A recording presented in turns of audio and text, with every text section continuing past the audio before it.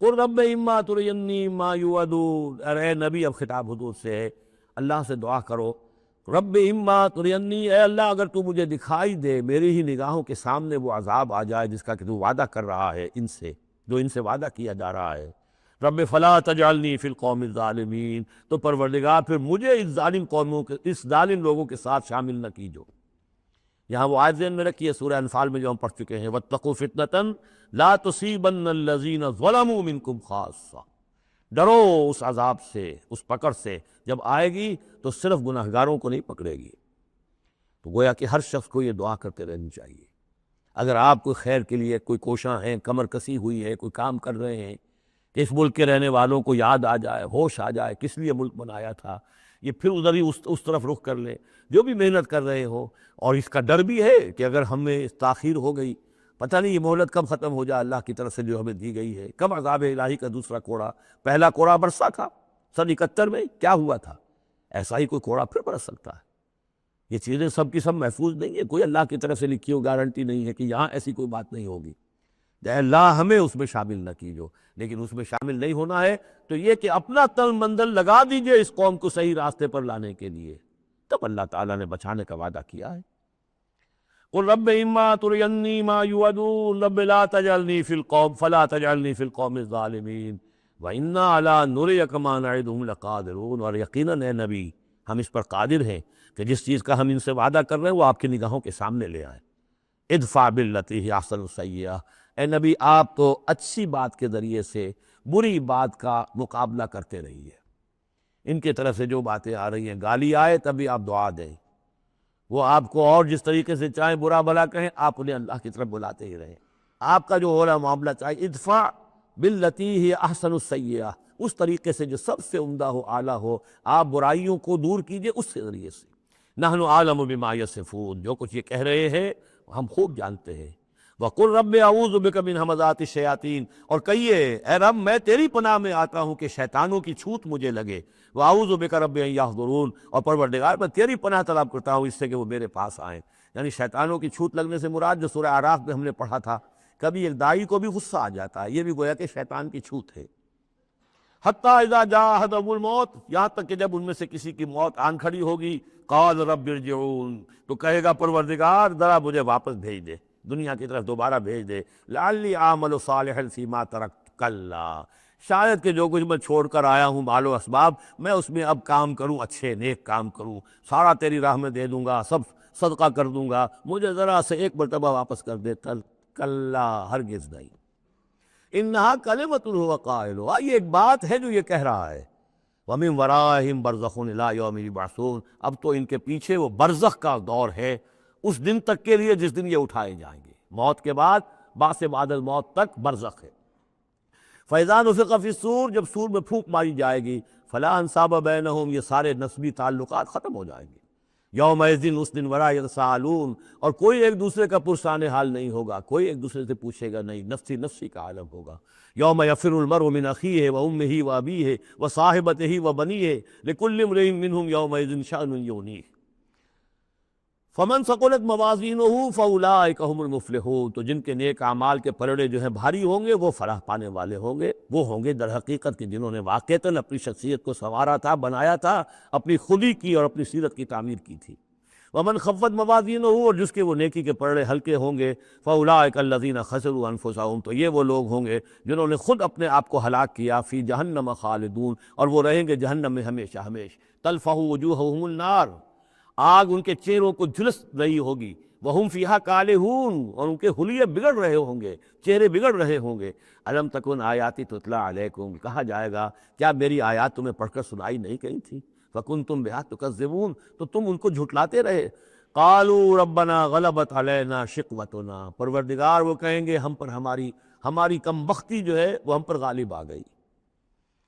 وَكُنَّا قَوْمًا ضَالِّينَ، تسلیم کرتے ہیں ہم کہ ہم بھٹکے ہوئے لوگ تھے، گمراہ لوگ تھے۔ ربنا اخرجنا منہا، پروردگار ایک دفعہ ہمیں یہاں سے نکال دے، فَإِنْ عُدْنَا فَإِنَّا ظَالِمُونَ، اگر ہم دوبارہ یہی کریں گے تو پھر واقعی ظالم ہوں گے، پھر جو سزا تو چاہے دے دیجو۔ قَالَ اخْسَئُوا فِيهَا وَلَا تُكَلِّمُونَ، اللہ کہے گا اب ذلیل اور پھٹکارے ہوئے ہو کر یہیں پڑے رہو اور مجھ سے بات تک مت کرو، مجھ سے مخاطب مت ہو۔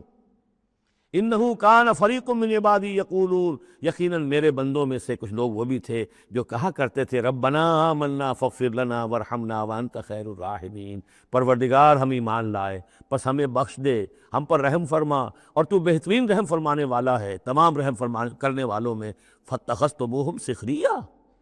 ان کا تم نے مذاق اڑایا تھا، تم ان کا ٹھٹھا کیا کرتے تھے، میرے وہ بندے جو اس طرح مجھ سے دعائیں کیا کرتے تھے تم ہنسا کرتے تھے ان پر، حتیٰ انسوکم ذکری، یہاں تک کہ ان کے ٹھٹھوں کے اندر، ان کا ٹھٹھا اڑانے میں تم ہمیں سرے سے بھول گئے، ہم تو یاد ہی نہ رہے تمہیں، وکنتم منہم تضحکون، اور تم ان سے مذاق اڑاتے رہے، ان پر ہنستے رہے۔ انی جزیتہم اليوم بما صبروا، آج میں نے ان کو بدلہ دیا ہے ان کے صبر کے طفیل، انہم ہم الفائزون، کہ آج وہی ہے کامیاب۔ قال کم لبثتم فی الارض عدد السنین، اب اللہ پوچھے گا بھلا کتنے دن رہے تھے زمین میں تم، کتنے سال رہے تھے؟ قالوا لبثنا یوما او بعض یوم، کہیں گے کہ نہیں رہے ہم بس یا ایک دن یا دن کا کوئی حصہ، فصل العادین، پوچھئے ان سے جن کے پاس حساب کتاب ہے۔ قال ان لبثتم الا قلیلا، اللہ فرمائے گا واقعہ یہی ہے کہ نہیں رہے تم مگر بہت تھوڑا سا عرصہ۔ لو انکم کنتم تعلمون، کاش کہ تمہیں اس کا شعور ہوتا اور اس کا علم ہوتا۔ افحسبتم انما خلقناکم عبثا وانکم الینا لا ترجعون، فتعالى الله الملك الحق لا إله إلا هو رب العرش الكريم، ومن يدع مع الله إلها آخر لا برهان له به فإنما حسابه عند ربه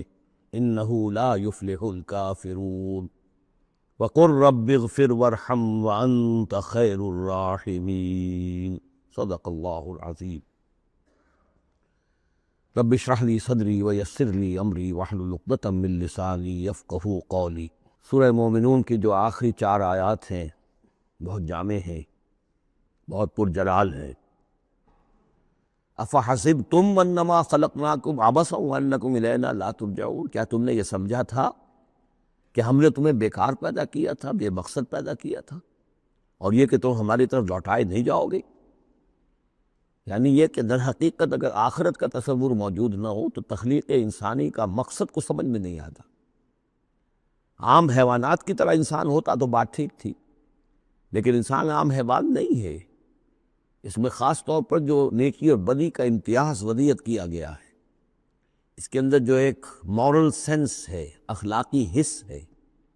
کچھ چیزوں کو یہ برا سمجھتا ہے، کچھ چیزوں کو اچھا سمجھتا ہے، اور یہ یونیورسل ہے، یہ کسی ایک قوم یا ایک علاقے کے لوگوں کی بات نہیں ہے، یہ مورل ویلیوز جو ہے یہ پرماننٹ ہے، یونیورسل ہے، گلوبل ہے۔ تو آخر ان کا نتیجہ کیا ہے؟ گندم از گندم بروید، جو سے جو، گندم سے گندم اگنی چاہیے، جو سے جو، لیکن ہم دنیا میں تو دیکھتے ہیں کہ نیکی کا نتیجہ لازماً اچھا نہیں نکلتا اور بدی کا نتیجہ لازماً برا نہیں نکلتا۔ تو کوئی دوسری دنیا ہونی چاہیے، دوسری زندگی ہونی چاہیے۔ یہی دلیل ہے ایمان بالآخرت کے لیے جس کو قرآن مجید مختلف مواقع پر استعمال کرتا ہے۔ چنانچہ سورہ آل عمران کے آخری رکوع میں ہم یہ دیکھ چکے ہیں، ربنا ما خلقت ھذا باطلا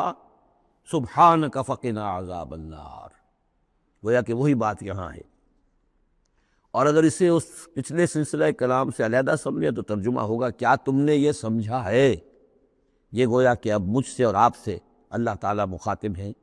جو بھی قرآن کا پڑھنے والا ہے۔ افحسبتم انما خلقناکم عبثا، اے انسانوں